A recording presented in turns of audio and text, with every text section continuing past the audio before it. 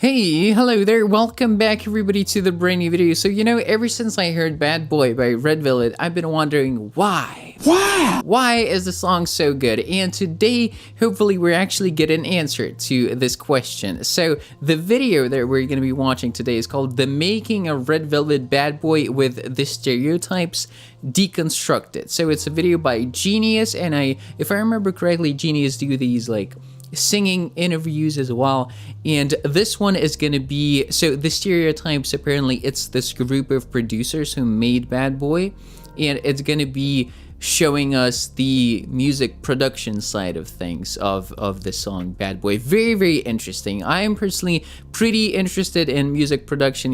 I try to focus on that a little more in my reactions. So yeah, I think this video is going to be super awesome. So let's begin here. But before we jump in, guys, don't forget that on my Patreon, I actually have more than 400 exclusive reactions to Red Velvet Level Up Project, as well as We Got Married with Joy. So if you'd like to see all of that and much more, make sure to check it out. The link is going to be down below. Right, so here we go. We have 4 awesome guys who made this masterpiece, and this dude over here. So first thing, he's got an absolutely epic beard going on, and second thing, he's very buff. The guy is buff. And third thing, before we begin, this video was actually recommended to me by one of our Discord community members, Frankie.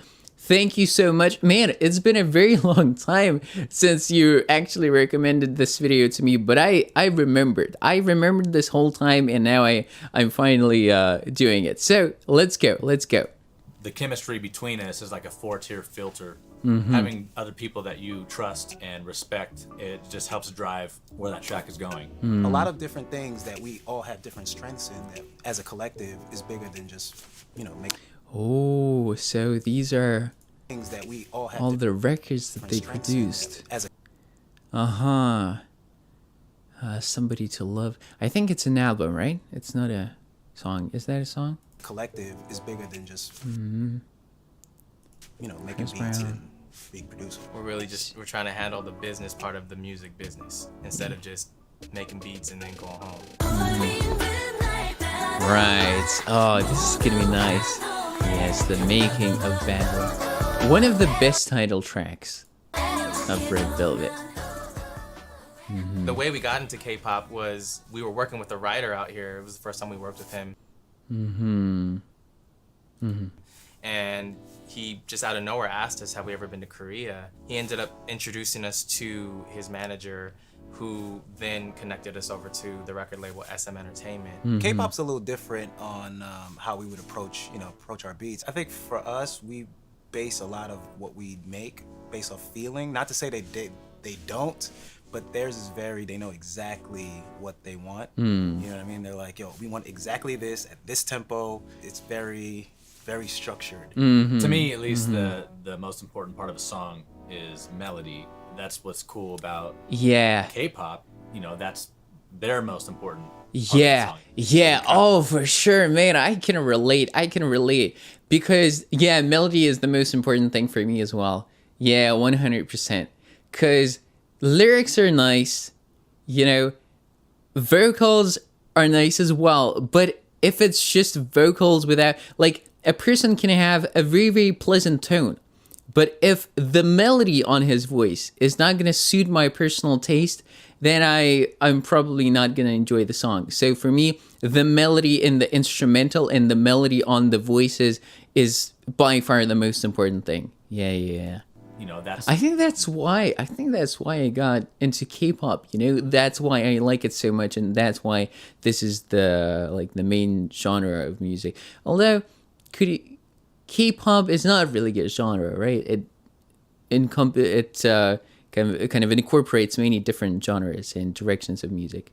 But yeah, just K-pop in general is mainly what I'm listening to nowadays. Their most important part of the song. So we kind of build everything around the chord structures, and there are different sections that they have, intro, verse. So we kind of make the song with that and all that stuff in mind. So we show up to SM, and what they usually do before our sessions, they sit us around and they go, hey, this is what we're kind of looking for the group. So yeah, once we broke from that, Jeremy just ran into the room. I like to always start with a progression. and it came to me pretty fast. I don't know. When the sound itself inspires you. One of my favorite go-to synths is Synth. It's my favorite VST for anything synth oriented. When I was creating that, I remember Ray was. Let me see. What is the program? I don't know many programs for. Could be Pro Tools maybe, because it's a MacBook. One of my favorite go-to. Yeah, this main melody.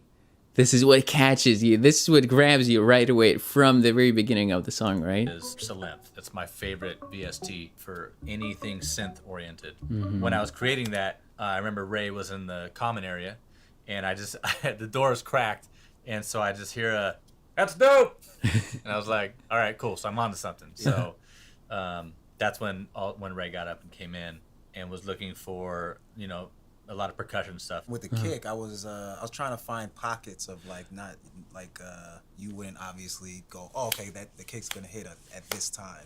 Right. So that's one thing we can always count on is it's not always going to be the most straightforward rhythm with Ray. Oh, yes, yeah. Wow, this is so cool how each of the guys is responsible for their own thing, right? He is creating the melody. He's thinking about the kicks, possibly the bass. Right. So that's one thing we can always count on is it's not always going to be the most straightforward rhythm with Ray, which is dope. Yeah. You see, I couldn't predict it. I couldn't.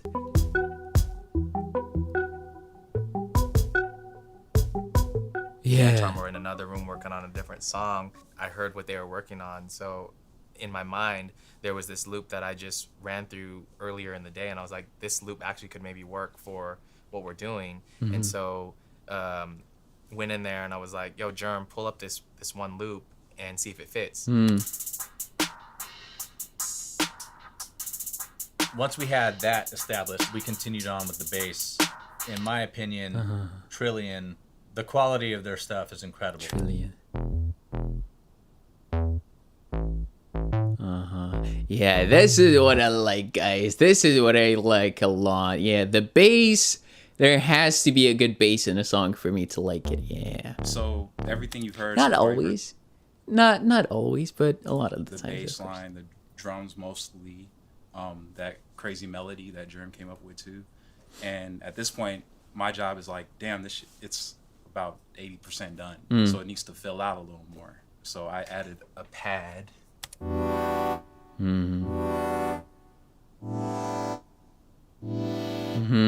Yeah, this pad I think really gives some more character to the song. It complements the original melody, the beat that the guy created. I think outlines the chords and the feeling that we want it to feel, which is a good time. We didn't want to make it sound darker. Yeah. Sometimes when you add something, it weighs the song down. And in this case, it just kept the energy up. It kept it moving forward. Yeah.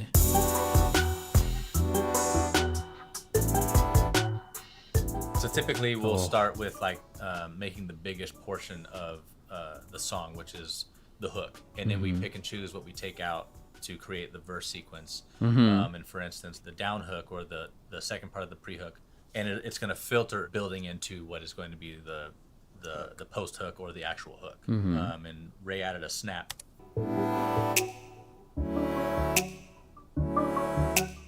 That's basically just to show you something else is coming. So with that, Ray added those pianos. When I played it, I remember Germ just turning around like, yo, that's dope. So I added that, and he's like, how about we layer it with the octave? And that's exactly what you just heard. With let me hear it again. So that's basically just to show you something else is coming. Yes. Ray added those pianos. When I played it, I remember Germ just turning around like, yo, that's dope. So I added that, and he's like, how about we layer it with the octave? And that's exactly what you just heard. With the bridge, because they're such performance and dance oriented, we went halftime and we switched up the whole feel of it. I basically just took the snare loop, and I chopped it, and then I used a different synth and just changed the progression. Yeah. Love it, dude. Thanks again, man. Held it. And then just, you know. Oh, yeah, the chemistry is there. Follow that. Yeah, this is cool. This is cool. I think the bridge is meant to take you away from the rest of the feeling of the song. And so you're used to hearing, you know, verse pre-hook, and then all of a sudden it's like, oh dang, where are we going? We're going somewhere else. This is crazy, blah blah blah blah blah. And then all of a sudden we're back.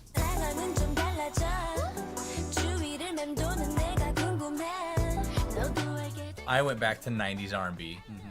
It's just fun, like, because, like, especially when they're allowing you to do that. It was pretty tough just being in the States, playing music like that, or music that we grew up listening to, and elements that we loved and would love to incorporate, but it wasn't, like, you know, received well. In the States, it's not always accepted. Yeah, and for this one, for Red Velvet, it worked perfectly. Oh. Well, in the States, it's not always accepted, you know. And aside from artists like, for instance, like Bruno, you know, but even still, that was taking a chance. It would be difficult to hear this song on the radio in the States. It's very musical, and it has a lot of changes, which in the Korean culture, like he's saying, they thrive off of that. They love musicality. Yes. We're kids again, like, allowed to, like, play things that we grew up listening to, and now we're allowed to, like, do it. So that's what made that fun. That was the inspiration behind that.